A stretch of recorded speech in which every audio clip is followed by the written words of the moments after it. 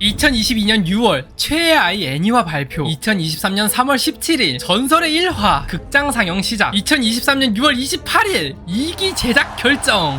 전 세계에 걸쳐 아이 신드롬을 일으키고 있는 화제의 작품 최애 아이. 어떻게 이렇게까지 성공할 수 있었는지 작화, 음악, 캐릭터, 밈, 연출의 측면에서 한번 같이 띵킹해 보겠습니다.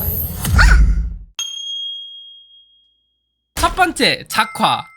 최애 아이의 최고 강점은 역시 뭐니뭐니 해도 압도적인 작화라고 생각합니다. 최애 아이는 카구야의 아카사키 아카 작가님이 스토리를, 쓰레기의 본망의 요코야리 맹고 작가님이 작화를 맡은 대형 작가님 두 분의 협업 작품입니다. 특히 원작 작화를 맡은 요코야리 맹고 작가님의 경우 그대는 음란한 나의 여왕, 쓰레기의 본망, 레토르트 파우치 등 원래부터 그림체 퀄리티가 눈에 띄게 좋았던 작가님이었습니다. 따라서 최애 아이 원작 만화도 훌륭한 작화를 가진 작품이었습니다만, 최애 아이의 경우에는 솔직히 애니가 그 그림체를 너무 과하게 잘 소화하지 않았나 생각됩니다. 이를 원작과 비교해보면 1화의 사랑해, 4화에 그래도 빛은 있으니까, 7화의 대헷, 8화의 난생 처음, 8화의 맴초, 10화의 신인 아이돌 아리마카나, 11화의 최애 아이와 같이 임팩트가 있는 장면에서 주로 눈의 별 모양과 함께 등장인물 스스로가 빛나는 듯한 연출에 정말 눈호강을 할 수 있었죠. 이렇게 애니가 고퀄의 작화를 갖게 된 건 캐릭터 디자인과 작화 감독을 맡으신 히라야마 칸나님의 덕분이 아닐까 예상합니다. 히라야마 칸나는 여친 빌리겠습니다의 캐릭터 디자인을 맡았고, 현재 최애 아이의 제작 프로듀서인 코바야시 료와는 귀엽기만 한 게 아닌 시키모리 양 8화에서 작화 감독으로 같이 일했는데, 치기 나니 아리따이? 라는 코바야시 료의 질문에 코바상 와타시 코레 아리따이 라고 대답했고, 코바야시 료는 최애 아이를 한 번 봤는데 읽는 걸 멈출 수 없었고, 그날 집에 돌아가는 택시에서 바로 전화해서 스이마센 쪼또 코레 아리따이 데스 라고 말한 게 애니 제작의 시작이었다고 합니다. 히라야마 칸나는 여친 빌리겠습니다 1기와 2기에서는 도합 7200장에 달하는 원화를 수정할 정도로 이 일의 열정이 굉장히 대단한데, 코바야시 료에 따르면 히라야마 씨는 아이로 움직이고 있다 라고 말할 정도로 최애 아이에 엄청난 열정을 쏟고 있으며, 그것이 지금의 퀄리티를 만들어낸 것이 아닐까 싶습니다. 역시 아이는 아이로 되어 있나 봅니다. 두 번째, 음악.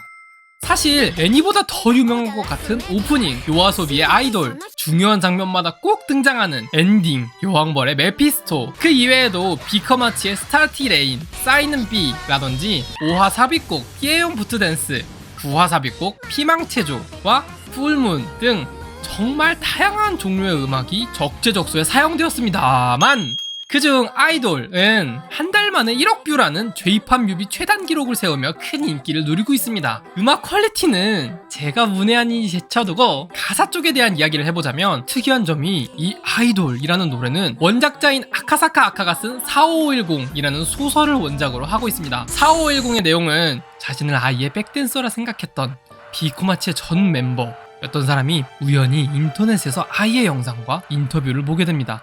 인터뷰의 내용은 오늘 뭐 먹었어? 아무것도 안 먹었어. 좋아하는 책 있어? 비밀. 놀러 간다면 어디? 비밀. 좋아하는 남자 타입? 비밀. 딱히 말해도 좋지만 자신이 그 타입이 아니면 싫지 않아? 좋아하는 느낌은 어쩌면 신뢰의 근원이 되겠지. 사람을 제대로 좋아해 본 적이 없어서 모르겠지만 여러분들이 잘 아는 그 내용이었습니다. 그러다 문득 옛날 생각에 비코마치가 함께 만들었던 블로그에 들어가게 되는데, 거기엔 아이가 비공개로 올려놓은 비코마치 모두와 다시 화해하고 싶다는, 미안하다고 사과하는 인간적인 모습의 아이가 있었습니다. 그 글을 본 그녀는 무적이고 최강이고 유일무이한 아이를 지키기 위해 그 글을 지웠고, PC 옆 창문 위에 비친 그녀의 얼굴에는 아이를 신봉하는 신자의 얼굴이 있었다 는 내용입니다. 실제로 아이돌의 가사는 전반부는 4510의 내용을 바탕으로, 후반부는 최애 아이 1화 내용을 바탕으로 마지막 사랑해로 끝이 나게 됩니다. 이런 스토리텔링과 1화의 하이라이트 장면이 어우러지면서 가뜩이나 좋은 노래가 어마어마한 시너지 효과를 내면서 여기까지 성공할 수 있지 않았나, 그런 생각이 듭니다. 세 번째, 캐릭터. 애니 캐릭터가 잘 만들어졌는지 판단하는 방법은 정말 간단합니다. 그 캐릭터를 한 문장으로 간단하게 요약할 수 있는지를 보면 됩니다. 복수에 물든 계산적인 배우 오시노 아쿠아마린, 식소다를 할짝이는 천재 아역 아리마카나, 극단 라라라이의 천재 배우 쿠로카와 아카네, 인기 인플루엔서이자 20대 중반의 아이돌 메무초, 루비는 그리고 완벽한 궁극의 아이돌 호시노 아이. 호시노 아이의 경우는 아카사카 아카가 요코하리 맹고에게 천년에 한 번 나올 아이돌을 그릴 수 있겠냐, 나는 첨언과 함께 완성한 캐릭터로 거짓말로 이루어져 있지만 진실된 사랑을 배워가는 최근에 나왔던 캐릭터 중에 가장 완성도가 높은 캐릭터가 아닐까 생각합니다. 여담으로 아리마카는 식소다 인기로 청소용 베이킹 소다 브랜드하고 콜라보도 한다고 합니다. 네 번째, 밈.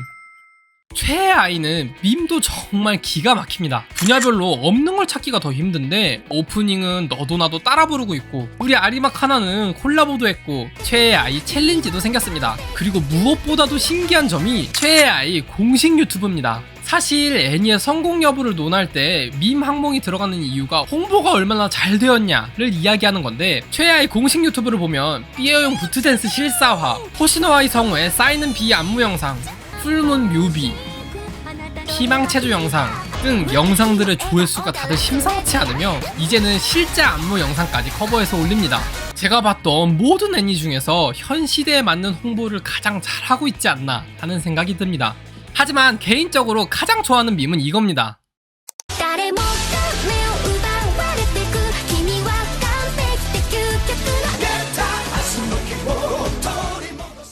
다섯 번째, 연출.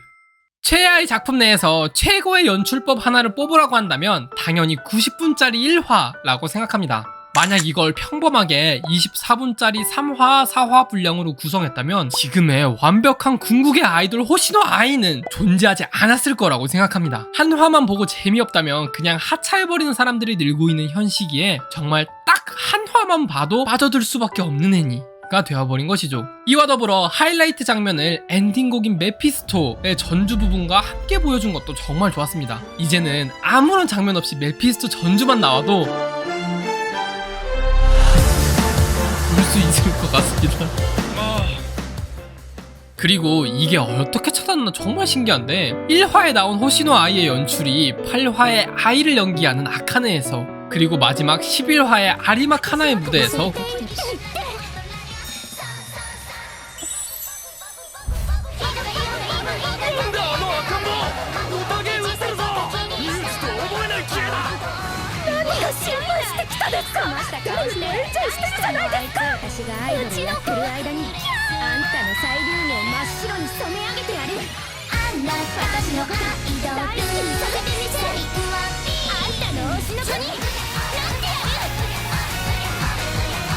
그 모습을 찾을 수 있습니다. 저는 11화를 보면서 왜 저기서 아리마 카나가 눈을 깜빡이지? 집중이 확 깨지는 것 같은데 라고 생각했는데, 반성하는 의미로 11화를 2번 더 보고 왔습니다. 절대로 또 보고 싶어서 본 건 아니에요. 이렇게 총 5가지의 최애 아이가 성공한 이유를 알아보았습니다. 최애 아이 2기는 6월 28일에 제작 확정이 발표가 되었습니다. 1기가 단행본 1권에서 4권 내용을 다루고 있고, 키 비주얼의 아리마 카나와 쿠로카와 아카네가 좌우로 배치된 것을 보아 단행본 5권에서 7권 내용인 도쿄 블레이드 실사화가 주된 내용이 될 것으로 보이며, 개인적으로는 호시노 루비의 인기가 갑자기 떡상할 제6장 단행본 8권까지로 2기가 제작되었으면 좋겠네요. 2기도 1기처럼 완벽한 궁극의 애니가 되었으면 좋겠습니다. 이상 오타 크리에이터 만화선배였습니다. 오늘도 즐거운 만화 되세요. 愛してる